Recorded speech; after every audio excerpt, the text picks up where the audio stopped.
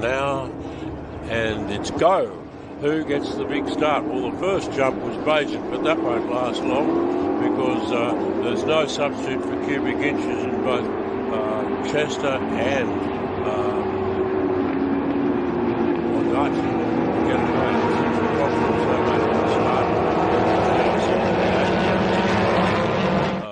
Most unusual car.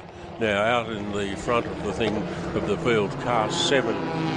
Michael Trathen. Michael Trathen has come through from second to take that position from Braden Taylor. But Braden Taylor was somehow or other managed to scoot around Chester's V8, and there he is in the lead from the big power car behind him. So it's Chester in second from Taylor, but then Trathen and Bajent and Ondaatje, who's back one. Kiama in the ZR. Garth Zelig will be next in the little GSM dart, and he darts down the inside of Kiama, but nothing doing there as they head out of turn 6 towards turn 7.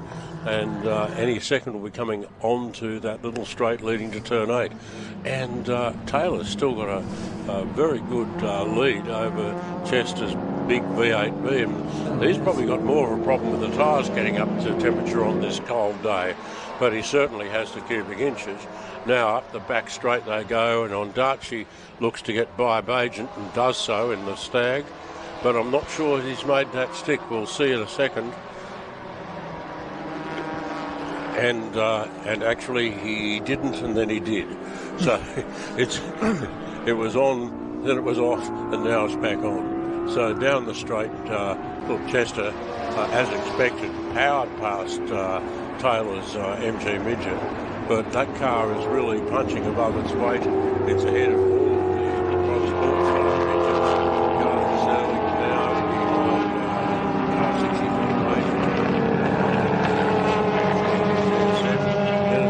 Back to 7th in the MGZR, and we'll probably see that car lifting its rear wheel characteristically as it comes through turn 2. And just to make a liar of me, it didn't. So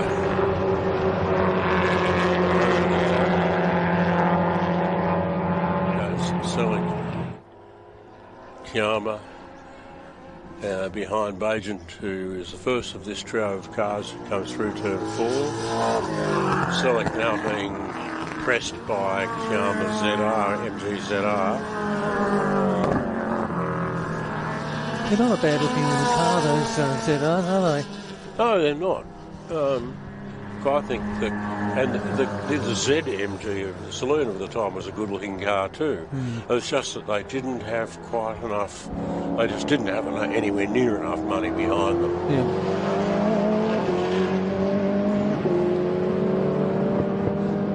Well, Kiama had a look there at Zelig's GSM as they came into turn 8, but he didn't get it done there. He'll be looking for another spot where he can. Up the little back straight they go. He pulls out to have a look. Nothing doing there. Up to turns 9, 10 as they come onto the straight. And Kiama's, the ZR comes on to that corner a lot faster than the GSM. Well, and we've had a spinner, and that's 64 Bajent. Round. Top of the straight. Top of the straight, coming onto the straight, but no, it doesn't seem to have been caught up with anybody else. Sorry, is that past the GSM dart? Yes. It still shows Bajent as being 60, in car 64 as being in 9th position, so he's managed to gather it up and get going, but he'll have a bit of fun trying to pass some slightly slower cars as he gets going again. 10-lapper. Yeah, so it's a long way. He's got plenty of time to do it. Yep.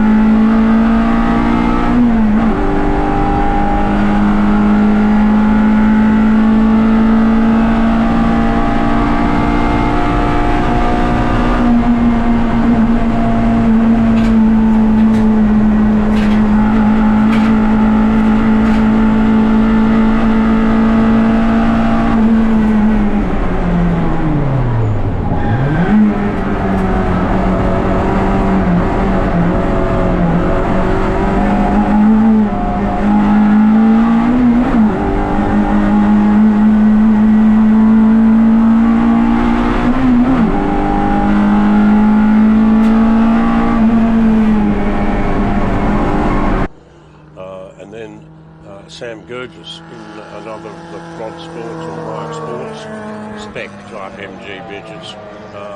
Getting a little closer to them too. Garcelling's suddenly pitted the GSM dart, that's a shame. However, much better for it to happen, and I think it looks like Sam Gurgis is about to do the same. Yeah, got his hand in the air as he comes down the top end of the straight. That's never an encouraging look. No. Now the MG goes down the inside of the Stag coming on to turn 8 there. That's a position gain. They're coming past Peter Lebrano. But the Stag then puts the pedal to the metal and passed again. They both lapped Peter Lebrano.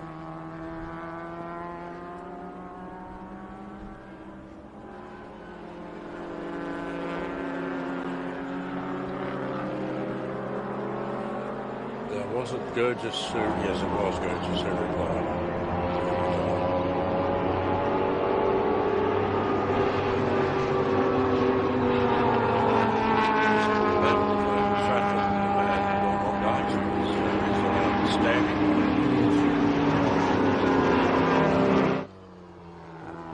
The nimble handling of the midget is fantastic. Straight down the inside. Straight down the inside under brakes. Ondaatje says, well, I'll hang on the outside and see what happens.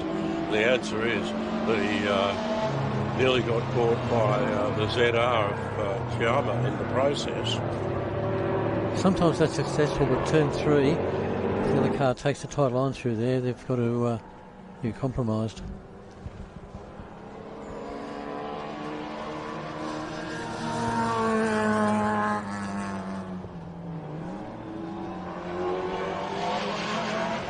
This is just what Tratham needs. He needs these two guys who are immediately behind him to slow themselves down in a battle for position. Car 40 is still Ondaatje in the stripe. Stag is still ahead of Chiama, who's trying everything he's got at getting by. He's got the inside line for the corner now for turn 8. And he's got him. But this is whether it will last for long is highly questionable, because up this back straight, the gearing and power of the Stag just did it to him last lap too. He needs to find a spot earlier in the lap where he can get by and use the handling of the little MG ZR to build up enough of a gap. To his credit, Ondaatje gave him plenty of room coming into turn 8 to allow him to affect that pass, but now he's got past the MG again.